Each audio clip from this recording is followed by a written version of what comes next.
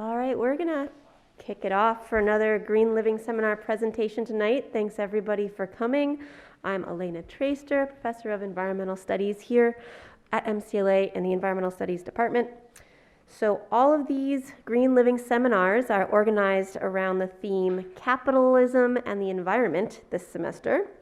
And they're free and open to the public. They take place here in room 121 of MCLA's Feigenbaum Center for Science and Innovation. You can find the schedule and links to recordings of previous presentations at our website, www.mcla.edu/greenliving. Our presentation today will last for about 40 minutes, 45 minutes or so, with an opportunity to ask questions at the end. And I want to mention that next week is spring break, so don't come back next week. We won't be here. The lights will be off. But the following Wednesday, March 22nd, Dr. Charles Canham, he's a forest ecologist with the Carey Institute of Ecosystem Studies, will be giving a lecture titled Forest Carbon Offsets, Too Good to Be True.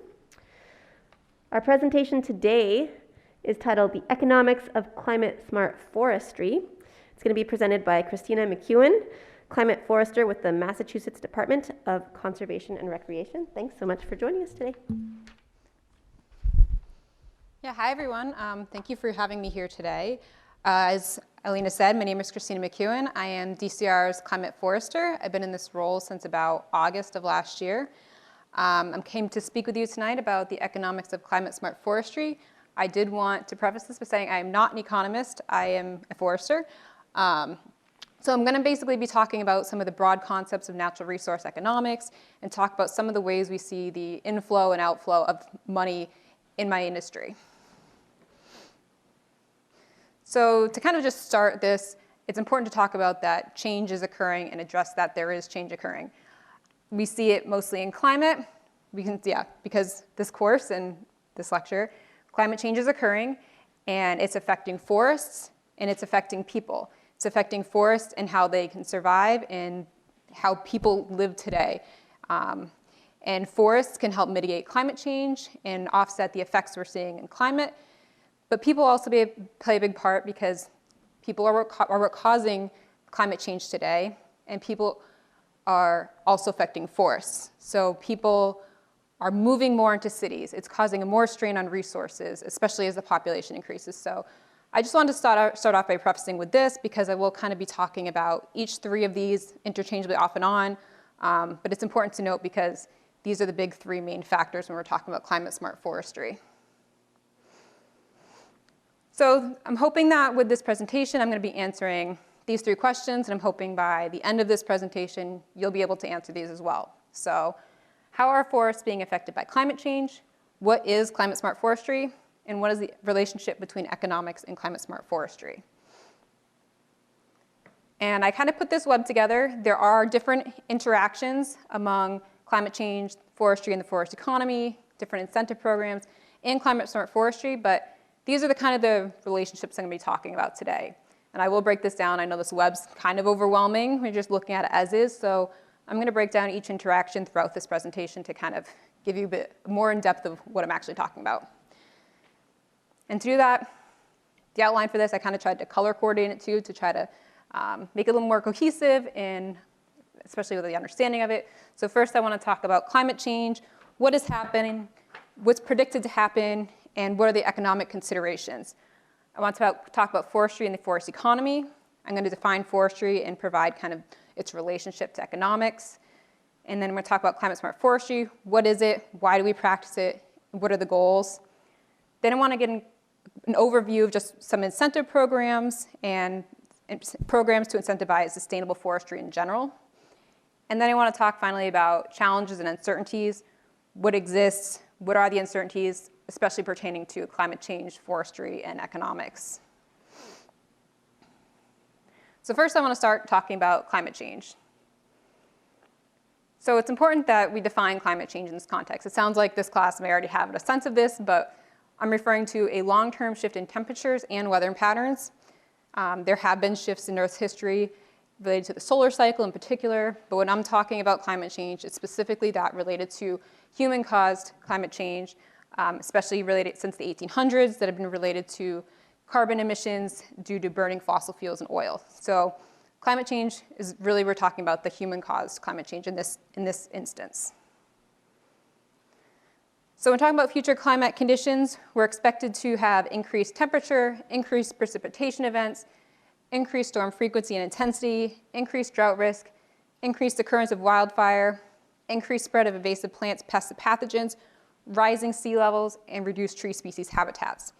Now, some of these we're already experiencing today. All of these will affect forests in one sense or another. Some of these more so now. Some of these we're seeing more now in our forests. Like in Massachusetts, we may not see wildfires as much as, say, the Pacific Northwest, for instance. But we did have our first complex fire this year in Massachusetts. So while we may not think that things like wildfires are important right now to our forests, we still have to consider them because at some point, they all will be important. So I think it's also important to say, why are we even concerned about climate change, right? So ecosystems are dynamic. Climate change can affect ecosystems and forests. There's any input or output that goes into the forest will have some effect on it, large or small. They're very sensitive systems, so any change, anything related to climate change will affect our forests. And we're also, because we're talking about human-caused climate change, we're talking about change that's occurring on tens to hundreds of years versus 10,000 to 100,000 year cycles. So over those 10 to 100,000 year cycles, we're seeing a fluctuation of 5 to 10 degrees Fahrenheit within that 10 to 100,000 year cycle. I mean, we're seeing change within that temperature frame a lot quicker now. So we're concerned because it hasn't been experienced in Earth's history before. And the change that we're seeing experienced, especially when we're talking about forests, we're not just talking about a single tree that's being affected. It's from the ecosystem levels to communities to populations to different species to individuals as well. Every part of the forest will be affected, and I will break down that a little bit more in a little bit too. And again, just why do we even care that climate change is here and affecting our forests, right? Again, everything's connected, and it will have effects on all parts of society, from social aspects to cultural, economic, and ecological. They're all connected. We rely on our environment, and there will be effects that will trickle down throughout that. And again, we care because there's no environments with historic comparison or even the coinciding effects. Because this change is so rapid, we can look at old models and data from Earth's history, but because humans are the cause of this change and no single species has ever caused climate change before to this extent, it's a challenge, and we really care because we want to know what's going to happen, and we don't know what's going to happen, so we care. So next I want to talk a little bit about forestry and forest economics. So don't want to sound condescending, but I want to define forests first. We all probably know it's an area dominated by trees, right? But I think it's important to kind of delve into what those characteristics are that make a forest, because it helps us understand those interactions with a changing climate. So ecosystems such as forests, they're dynamic. They change all the time, and climate change will have an effect on those ecosystems. Forests vary in age, structure, and composition. You're not going to have two forests or necessarily two forest stands, which are a subset of a forest, that are going to be identical. So they have to be treated differently. And again, climate change can affect each forest differently. They all support a variety of life from plants and animals. We have to think about not just the tree, but everything else that's in our forest as well. And they provide a variety of ecosystem services, which I'll talk about ecosystem services in a minute as well. But again, it goes back to these forests have ecological, social, cultural, and economic values. We know that they are an ecological facet, but they're also really important to us as a society, to different cultures, and they produce different economic outputs as well. So I'm talking about forestry. The dictionary just defines it as the science of developing, caring for, and cultivating forests. But in our field of forestry, we prefer the definition of it being the science, art, and business of creating, managing, and conserving forests and associated resources in a sustainable manner to meet desired goals, needs, and values. We like this definition better because it kind of encapsulates this idea of more conservation, it being both an art and a science. We care about sustainability for the long term, and it determines that we do set goals and needs and values. We take into those different facets of ecology, society and ecological needs as well. So it really, this definition more encapsulates what we do in forestry. So I talked about ecosystem services briefly before. In forestry, again, we don't just care for the trees, we care for every other part of the forest as well. And this involves ecosystem services, which are the benefits people obtain from nature. So this can be clean water, clean air, food, timber, wildlife habitat, places for educational outreach and research, and places for tourism, recreation. There are tons more ecosystem services beyond this, but these are just a few of them that I think we're all pretty familiar with. And kind of jumping and segueing into natural resource economics, there'll be a connection in a second, but so we have use values and non-use values when we're talking about the resource economics part of it. So we have direct use values, which are the material benefits provided by an ecosystem that are directly linked to an economic system. We have indirect use values, which are material benefits, which are indirectly linked to the economic system. And we have option values, which can be use or non-use value, and they're the values placed on preserving a resource for future use, whether that use be direct or indirect. We also have bequest values, which are values derived from knowing that a resource is maintained for future generations. And then we have existence values, values of knowing environmental goods exist and are preserved even if it's never used or seen. And there's whole courses on natural resource economics, so this is just the bare bones of it. So use values are easy to kind of put a money value to. Non-use values are a little more challenging, often goes through using surveys and questionnaires to kind of obtain that value. But I want to mention this because those ecosystem services we talked about can be placed in each of these buckets in some form or another. So timber production is a direct use. We can put a price tag on a log of wood for firewood, for instance. Direct use values, clean water. I mean, we get water bills, you can kind of put a price tag on clean water, right? Option value would be, for example, preserving fish stock because you like to fish or you might like to fish in the future. You want to know that that option exists. Then you have non-use values such as ensuring biodiversity for the future. In forestry, we know biodiversity is really important. We like to have diverse forests, diverse plants and animals, and we want that for the future, for future generations. And then we have existence values. We don't have pandas here in Massachusetts out in the wild, but we can still care and sympathize for them, and just knowing they exist provides value when we're talking about just natural resource economics in general. So that's the bare bones of natural resource economics. And I do want to segue back to this graph a little bit. I put some positive and negatives on this web. Some of them relate directly to finances, some just relate to their positive or negative relationship. So I'm going to break these down, and for this section I'm going to focus on these three here. So climate can affect forests. It can increase density and range of invasive insects. Invasive insects really rely on warmer temperatures. Cold temperatures, such as the hemlock woolly adelgid, its populations are held in check by cold freezing temperatures. So often below, I think it's 4 degrees Fahrenheit, you see their populations start to drop off. So as climate and temperatures increase, for example, we're going to see more invasive insects. We're also anticipated to see intensity and frequency of storms, leading to increased mortality and an increased risk of drought-induced stress. But we're also going to see a decrease in tree species habitat, and this is related to precipitation changes and temperature changes. Precipitation and temperatures are some of the biggest limiting factors to where we see trees and why we see them in different areas.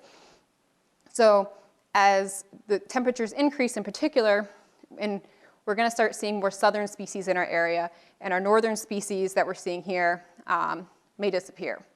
So we have to address that and acknowledge that climate change will be affecting our trees and their composition. It'll also decrease snowpack, which is just the snow that's on the ground. These protect fine tree roots. They also provide animals habitat and insulation. So generally speaking, climate change will have a negative effect on forestry and the forest economy, directly and indirectly. And just to look at, again, some of the numbers here when we talk about economics, natural disturbances and stressors play a big part in our economy in a negative way. $2 billion a year is spent on wildfire suppression costs in the US. $10.7 billion was spent initially for the emerald ash borer damage. We still have the emerald ash borer here today, so this number will increase over time. Again, if we implement climate-smart practices, which I'll talk about in a minute, hopefully that number will slow and not exceed indefinitely. And then $26 billion a year is spent on invasive species damage per year in the United States. So these aren't small numbers. They drastically affect our economy in a negative way, and we can implement climate-smart practices that will hopefully slow these numbers over time. But when I'm talking about forest stressors as well, I think it's important that I just provide you some examples of those. So in Massachusetts, these are kind of the 4 main categories of stressors we see the most. So forest conversion and land use change. So that's turning a forest into another structure or non-forest use permanently. Invasive insects, diseases, and plants. Some of the most common ones now we have, like I said, hemlock woolly adelgid, emerald ash borer, spongy moth, but we've recently seen, this year I think we've had the first spotted lanternfly, and we've also been having more and more occurrences of beech leaf disease.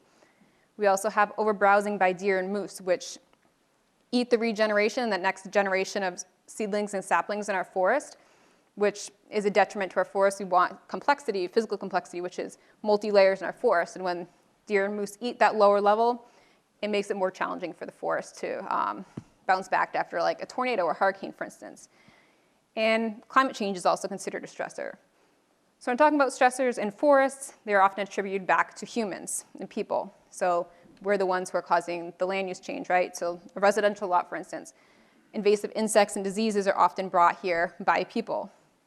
And even overbrowsing by deer and moose can be attributed to humans reducing the lack of, reducing apex predators, for instance, or just less hunting now than there used to be, so their populations are increasing. And as I said, climate change, again, attributed to humans.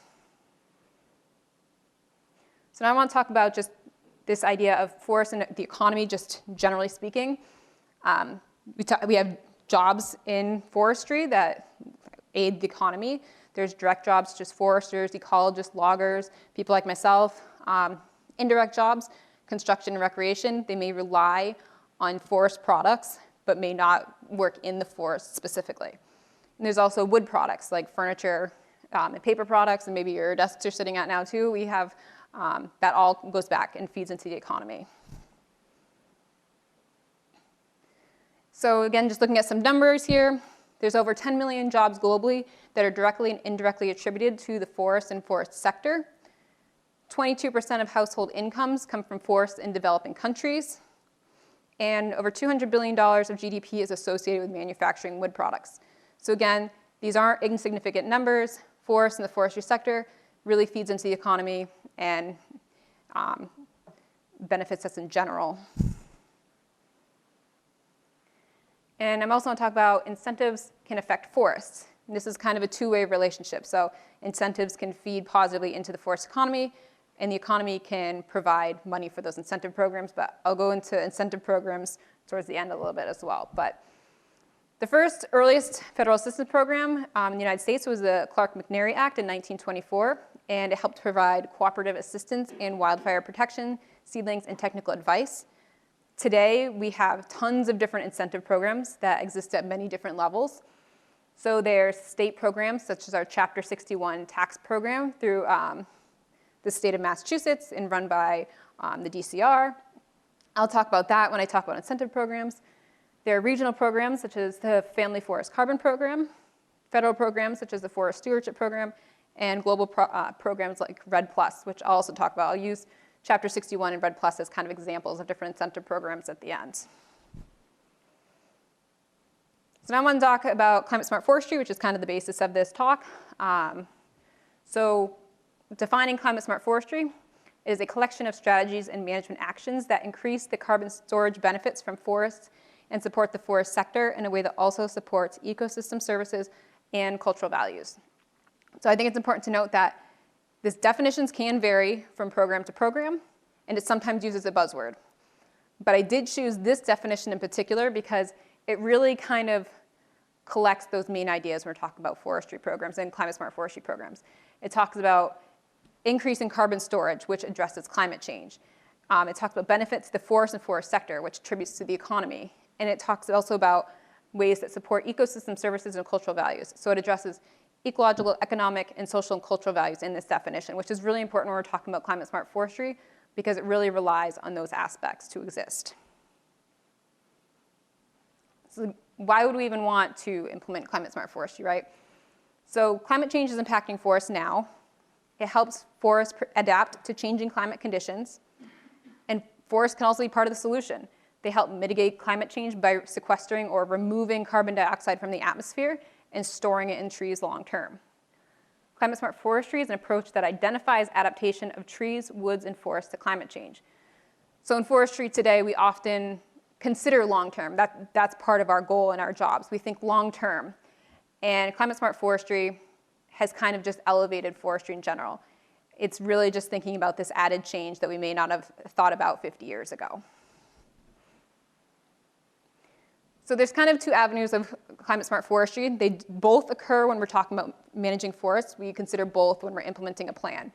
So there's those mitigation strategies which reduce climate change. Again, it's removing those greenhouse gases from the atmosphere through photosynthesis. And an example of this, again, is sequestering carbon. So it removes that, and then it can store it long term. Sequestering is more of a process. Storage is kind of just, it's a state more so. And then we have adaptation, which is adapting to life in a changing climate. And this involves adjusting to actual or expected future climate. So we mitigate forests, we use forests to mitigate climate change, but we also have to help our forests adapt to the change. So we know that they're not going to be able to remain stagnant. They're not going to be able to remain in the same state they are now into the future. So we're helping them adapt through forest management, which is, again, why they occur at both at the same time. We're trying to help forests adapt, and we also want them to continue working for us. And this goes into the idea that mitigation, adaptation, and that social aspect of people really kind of define these three pillars of climate-smart forestry. Without all three of these, climate-smart forestry can't exist, and that's, again, reflected in that definition from the beginning. So some climate-smart forestry practices, these are some of the most common ones. These will look different from place to place, but in Massachusetts, these are kind of the ones that are generally discussed most. So keeping forests as forests, avoiding forest loss, and helping them respond to disturbances such as a tornado or hurricane, or even from like a spongy moth outbreak. We want to help grow new forests and create new forests rather than losing them. This can also include underplanting climate-adapted species. For example, we know that oaks are going to do better in warmer conditions. If we can underplant those and plant those in the understory now, that's great because it'll help us in the future. We also want to reduce stressors. Again, this involves removing invasive vegetation or just even preventing new invasive species from getting to our forests. And then there's also this idea of active management and passive management. So active management is on the ground, cutting trees. This can be used to create gaps for regeneration and help transition our forest from its current state to a new state that's better adapted for future conditions. But we also need passive management, which is hands-off, don't touch our forests. They provide us a good refugia for species, especially wildlife. They need those areas that are uncut. So we use both of these approaches, active and passive, to kind of reach some of our practices by keeping forests as forests, reducing stressors, and growing new trees. And it's also important to note that any approach we take, whether it's passive or active management, takes into this adaptive forest management strategy. So this strategy is fairly general. It basically is improving environmental management by learning from management outcomes, making modifications as needed to meet objectives. It also allows for management to continue even in uncertain times and enhances the functionality of forests under multiple global and local stressors. So adaptive forest management is a cycle. It starts with an assessment where we assess the land. And from there, we can design a program based on what we're seeing on the ground and implement it. Then after it's implemented, we monitor and evaluate what's going on. Are we meeting our goals? Are we meeting the objectives we set out to, whether for the forest or for the landowners? And then we adjust accordingly, and then the cycle continues again with an assessment. And these can take place over 10 years or whatever, but we can't necessarily, like I said, predict what's going to happen in 10 years from now. There could be a new invasive that's here. So having this option of adjusting as we go is really important with climate change. And again, it all comes down to location.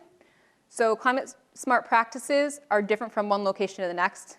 As I said, you can have one forest stand, one set of 10 acres here and one set of 10 acres adjacent, and they may need to be treated differently just based on their composition, landowner goals, and what stressors, what might be going on in there. Even region to region, I'm not going to treat a forest in Massachusetts like I would in Arizona. And even country to country, United States has different practices and laws and regulations than, say, Brazil does. So, and it's also important to look at the local economies. So the Pacific Northwest relies heavily on the timber industry. Even compared to Massachusetts, that's probably one of the areas in the country that really relies on this industry to thrive. And again, generally speaking, when we're talking about climate-smart forestry goals, like I said, it is kind of a buzzword. It can differ from program to program, but generally speaking, the three main goals to get from climate-smart forestry are to reduce carbon emissions through those mitigation strategies, increase forest resilience to climate change by helping those forests adapt, and supporting forest economies by increasing forest productivity and incomes. So again, that goes back to those social and economic realms right there. So we have our trees and our people, taking consideration of the climate. Okay, so next I want to talk about some incentive programs. There's kind of two different routes you can think of these incentive programs. So there's positive forest practices resulting in economic gains, where kind of the incentives come second to the practices. And there's incentivizing positive forest practices where the incentives kind of come first to drive those positive forest management outcomes. So the first one I'm going to talk about is our Chapter 61 program here in Massachusetts. It's a positive forest practice that results in economic gains. So it's run by the Commonwealth of Massachusetts, and it's intended for individuals and family landowners who own 10 or more contiguous forest acres. And the goal is to improve quantity and quality of timber through long-term forest management. So by them managing their forest responsibly and having a plan long-term and keeping their forest as forest rather than being sold off for land and land use conversion, for instance, it reduces their property tax for maintaining their open space for timber production. So they see a benefit monetarily by maintaining their forest for the long term. And the other look at it is programs that incentivize positive forest practices. So REDD+ is a big one. Again, you could probably do many lectures on just REDD+ alone, but REDD+ stands for Reducing Emissions from Deforestation and Forest Degradation. It was created in 2005 by the United Nations Framework Convention on Climate Change and enshrined in Article 5 of the Paris Agreement. The objective for these programs are to mitigate climate change through reducing emissions of greenhouse gases by implementing forest management that reduces emissions from deforestation and forest degradation. And it's intended for developing countries. So again, looking back at this slide, 22% of household incomes come from forests in developing countries. And because they rely so heavily on the income from these forests, they may not be taking that lumber and all those resources out sustainably. So a program like REDD+ is there to incentivize and still provide them income without degrading that forest, especially when, if you look at the map where some of these countries are in green, where the REDD+ is active, they have some of the most biodiverse and carbon storing forests in the world. So we're really trying to incentivize by keeping these forests and providing income so that they can still maintain their livelihoods. And then finally, I kind of want to talk about the challenges and uncertainties. So when we're talking about climate uncertainties, it's experiencing unprecedented climate change, right? Again, we don't know the full range of the change we're seeing. And if you look at climate change scenarios, there's low emission scenarios and there's high emission scenarios. Low meaning we change course of action, we see less carbon dioxide in our atmosphere and less change overall. We have high scenarios which we're not going to change anything. And there's just an exponential increase of carbon into the atmosphere that will have worse and worse effects. So because we don't know how much change is going to occur, it's really hard for us to predict how maybe climate-smart forestry practices will work. And again, which parts of aspect will it affect and by how much? How much will it affect the ecological systems? How much will it affect social and cultural life? And how much will it affect our economy? So when I was talking about invasive insects and those tens of billions of dollars and the wildfire suppression, we can implement forestry to reduce wildfires. increase wildfire breaks to help reduce those amounts of money that's being pushed and funneled into wildfire suppression, or how much money is being funneled into invasive insects. So again, because we don't know the amount of change, we can't determine necessarily how much money is going to be put into these different buckets. And then there's also climate-smart forestry uncertainties. And this comes down to just a general lack of knowledge. Climate-smart forestry wasn't talked about when I was in school, even 5 or 10 years ago, right? So it's still considered fairly new. It takes a lot of the core aspects of forestry in general, but there's certain aspects of the climate change that we just don't know. Forests live at a lot longer of a lifespan than we do. We think 100 years is a long time, but when our forests can live over 400 years in this area, it's nothing really, and it's hard to study that change because it can take such a long time.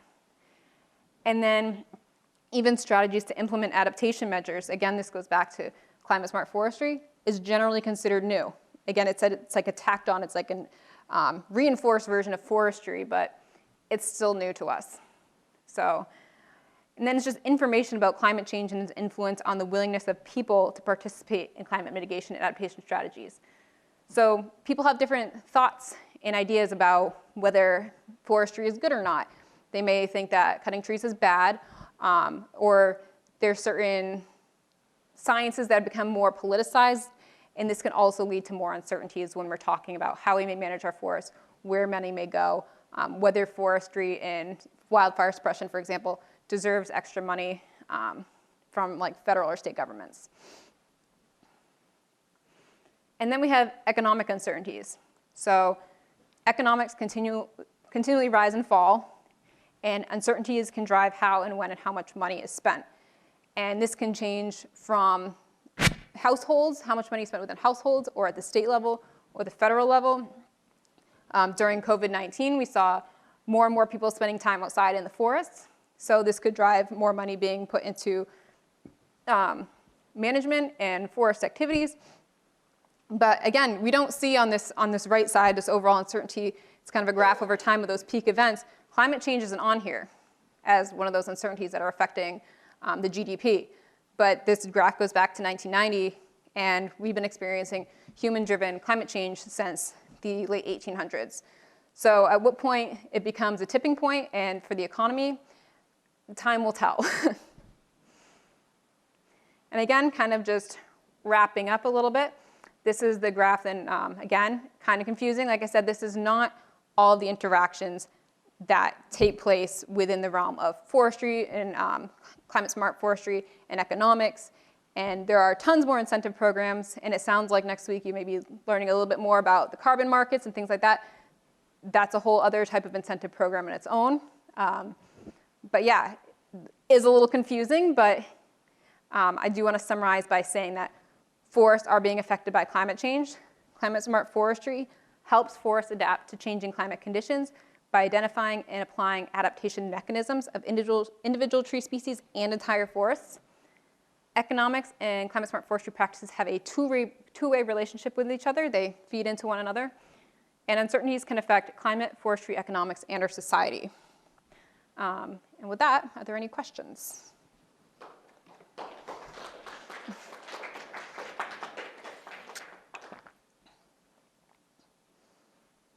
Yeah. Yeah, so I have a really dumb question, but I've always wondered this. So, are jungles technically forests? They are, yeah. We don't have any here, but again, those are some of the most biodiverse areas in the world. So, and again, some of those are in highly developing countries still. So those are kind of the focus of what spawn programs like REDD+. Yeah, and no questions are stupid. Yeah. So in our sustainability class, one thing the whole semester we've been going over different energy sources pretty much. And last week we spent a couple classes on biomass generators. And even there was a proposed one to be in Palma, Vermont, a couple towns over a couple years ago that never came to fruition. But one bonus that I brought up in class is that we could localize production of biofuels, such as like wood pellets. Yep. Yeah. How do you see if biomass were to gain more traction as a proper energy source? How do you see that coinciding with climate-smart? Yeah, and I think that's interesting. So biomass is kind of sort of a contentious topic. So we're actually doing a sustainability study on biomass specifically within the state right now, because there is kind of this uncertainty about even what it is and how do we make it beneficial both for the state and even for the loggers too.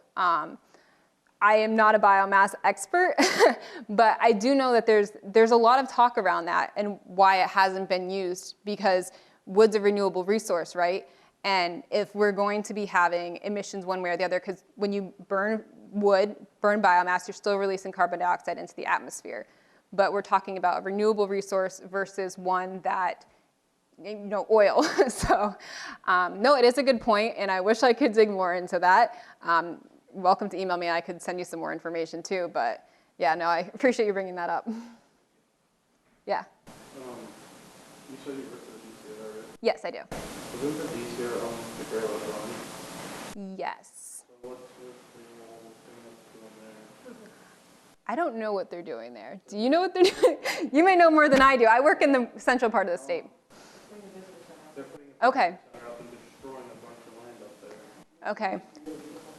Yeah, I don't actually know about that, but like I said, I can. I'm kind of confused if this, the forestry actually matters, then why are they doing that? Yeah. Destroying acres on acres of land just to do this. That's a good question. Kind of contradicting. Yeah, I mean, and that's the problem, because we need trees to still survive, and again, we need them for buildings, and we need to still make space, especially as the populations are growing. And it does kind of pull a little bit of that tug of war, right, of what's right and what's wrong. We do have people who are very adamant about not cutting trees, and I mean, in my position, I like to try to suit what that person wants the most. You can not cut trees and have good forestry practices, or you can cut trees. But again, with that project, I'm not sure. The one thing I know about that project is they're trying to use the local wood for that building, or that was the hope. I don't know if that's true. That's the rumor I heard. Because carbon is stored long-term in products. So if your desks are made of wood, it's storing carbon as is. But again, I don't really fully know about that project. So I wish I could answer more, but. More like it's out of the thought. I mean, I think more money versus actually doing anything. Yeah, and that's another thing about forestry too. A lot of people have this impression that we're in it to make a lot of money. We don't. And all the money goes back into the state too. So it's not lining pockets. But yeah, I don't know the purpose of the project itself, so I can't really provide that. I can see how it looks, for sure. I definitely agree with what you're saying. And this is part of it. I mean, I like speaking to the public and getting these different perspectives, because I want to know what you're concerned about, so I can feed it back to my people and be like, if people are concerned about it, because we see things from a different lens. So if I can see things how you're seeing it, that's important to me. And I think it's important to our larger group too. We're trying to start a bigger climate-smart initiative as an agency as a whole. So. And I know another thing is how you mentioned overpopulation of like deer and stuff. Mm-hmm. Want people to hunt more. Yeah. The biggest issue with that is the fact that not just the state of Massachusetts, every state, people have something to say about it. They don't want anything to do with it, and they keep destroying it. Walmart had a whole section for hunting, like to encourage people. Yeah. Now has next to nothing, making people not want to hunt because people get harassed for hunting. Yeah. That's the biggest problem, like people don't hunt no more. And The harassment of it and the fact that the state's allowing this all to happen. yeah, and that part is beyond my control of what equipment's where. But the one nice thing is that I've been trying to work more and more with landowners. So the DCR has been putting out this Climate-Smart program for private landowners specifically, and enrolling them in a program that's similar to Foresters with the Birds, Foresters for the Birds. And I was just talking with a landowner the other day, and they had no intention. They've had their property for 15 or 20 years, no intention of ever harvesting on their land, ever doing it. They love their land, but they're starting to see the effects of climate change on it, and they're starting to see all the decimation from deer. So these private landowners are trying to look for hunters to come on their property specifically, which is kind of cool. So which is kind of unheard of. You usually see those private posted signs say no hunting, no hunting. So I think if we can get that more rolling and having people understand that, hey, we need more hunting. It's like we don't have those big cats anymore. So That's where people are going to start like advertising, like, hey, this is not as bad. Yeah. Yeah. No, All these people like suing other companies, suing bow manufacturers and stuff like that because they're selling equipment to go hunting. yeah, no, I agree, yeah. The companies keep losing, and so every company starts switching, Yeah. doing something more recreational versus the hunting standpoint. Yeah, and I think it's going to get to the point where when people realize we need more hunting, it may end up being to the point where it's like, where we're so overpopulated, like for Pennsylvania, for instance, or New York, where it's like you can't drive anywhere without seeing a deer on the curb of like a CVS. Like I was driving through Syracuse and I was like, there's just deer at the crosswalk. It's like we don't want to get to that point. So hopefully the culture can change a little bit. The last thing I want to say. Yeah. Another thing is like areas, it could be like one openly free, 200 versus restricted. So I'll tell you right now where at, because I have the place that I go to, you might sleep here, you might not. Yeah. All the places that are owned by state that do not allow hunting, every 5 feet there's something to do with a deer, or a bear, a moose, or this or that. And it's ridiculous that it's so, you can tell it's populated. Yeah. Like you can't find a single little flower on a tree. And it's because of the reasoning. So these areas that are allowed to hunt are overpopulated, which make all these deer change their movements and hide, and then they slowly start to expose the population to the pressure. The areas that people can't get to 5 foot, and they need like some sort of vehicle, like a 4-wheeler or snowmobile to get to, and the regulations say that we're not allowed to use these places on public land. Yeah, no, I agree. And I think, as I said, as we see more and more forest conversion from forests becoming residential areas, those deer are just going to be putting more into residential areas and less out of the woods. And it's just going to make that problem worse. I was maybe related. I really enjoyed the definition that PCR has for climate-smart forestry. I'm curious though if you feel, or just climate-smart forestry in particular, sort of struggle with some of the maybe competing demands of some of the pieces of that definition, right? So like increasing forest productivity and income can sometimes be at odds with reducing emissions, right? Yeah. So I'm just curious if that's sort of compensation or if that's something that you assess, or just how that is dealt with in the field where it seems like some of these Like competing values. Yeah, so this is actually not a DCR definition. I don't know if we have a climate-smart forestry definition, to be honest. This is one I found from this climatesmartforestry.org website that kind of really encapsulates this idea. But yeah, I mean, I'm hoping I'm interpreting your question about balancing these different aspects, yeah. Yeah, I mean, it's hard, and a lot of it goes down to, like, for me, I talk with a lot of private landowners, so what's most important to them? If it's the ecological part, we try to balance that, but sometimes it's more, they need the money.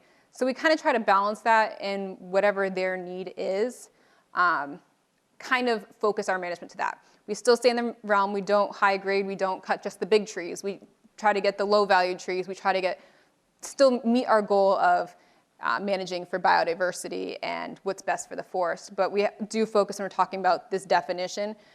We try to lean more to whatever makes sense for either the landowner when we're talking about private landowners or the forest itself when we're talking about state lands. So, and again, when we're talking about state lands, the economics really isn't a factor for us. So we're really just focused on the ecological and the social factors for that when we're talking about state lands.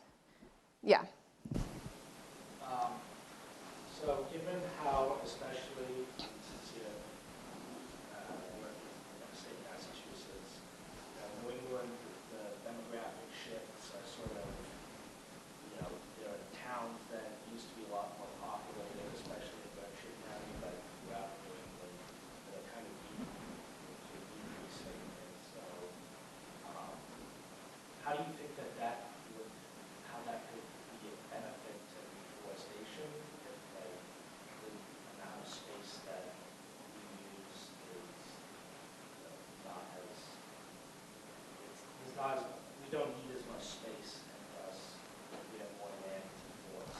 Right, I think that's a good point. So it's reminding me, it's sort of off topic from what you were saying, but it leads me to this thought that during the COVID-19 pandemic, we're still in the pandemic, I guess, but the peak of it, I know that in this area, I think you could correct me, you all probably live here, or in this area more than I am, but I heard from another forester that there's a lot of other people moving in this area from New York. So there's a lot of out-of-state residents moving here for second homes and things like that, driving costs up, and potentially, again, kind of making that population bigger and stressing our forest resources more, maybe wanting to build more houses or expand or things like that. And I think your point about reforestation is interesting too, because I always see these gray or brown lots, right? These old abandoned malls and things like that. Great opportunities, especially if there's not people around, reforest. But there's cost to that, and it's something I've even struggled with or how to address. So why are we building a new pharmacy here when we could be, like in our woods, when we could be using a lot that's already abandoned, right?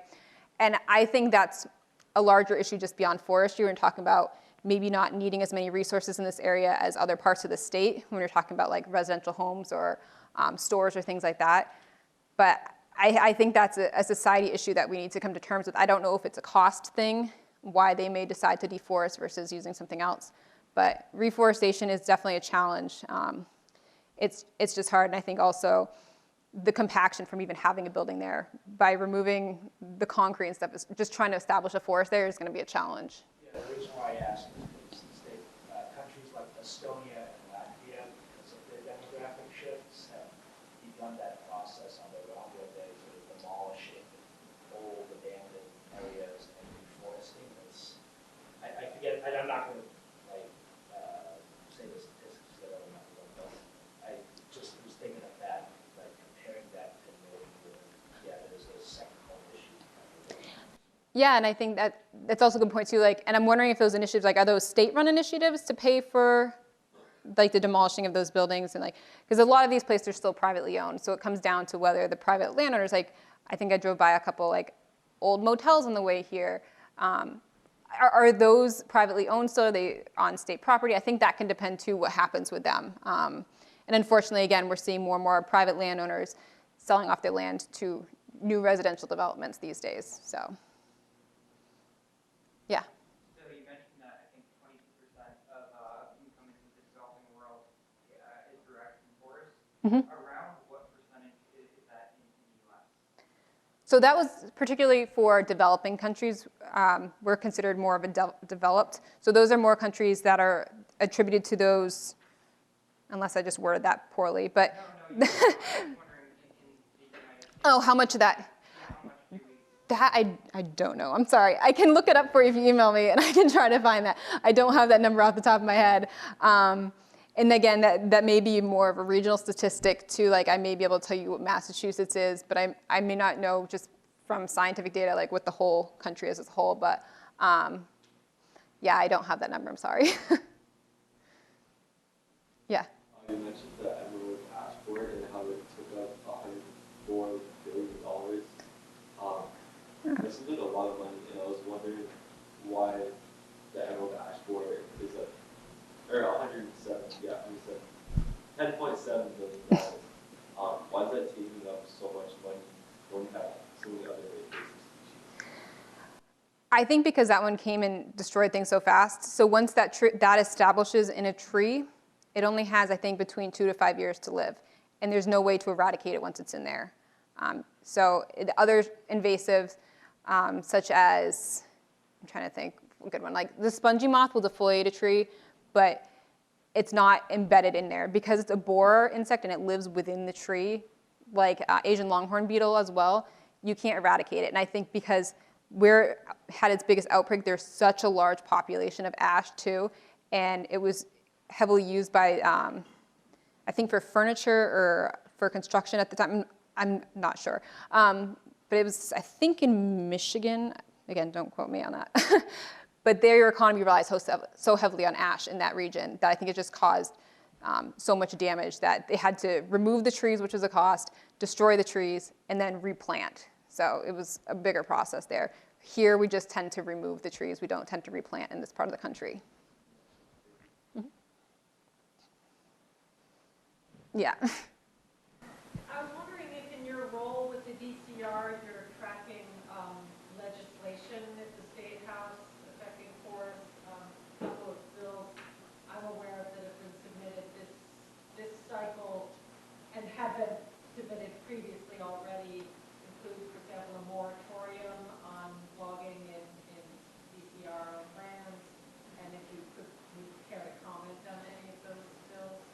I've been following them, but I don't really have a comment on them. In my position, I don't, yeah. I think they're still making decisions about it, but as far as I know, yeah, I don't have much of a say. Yeah. The emerald ash borer affecting all species of ash or just white ash? White ash, black ash, and brown ash. Yep. But we have mostly white ash in Massachusetts. You call it brown ash, mountain ash? That is a different species actually. So so white ash, brown ash, and black ash are the genus Fraxinus, and mountain ash I believe is Sorbus. So they're in different genuses. They do both have ash in their name, but I don't believe that one's being affected. Yeah.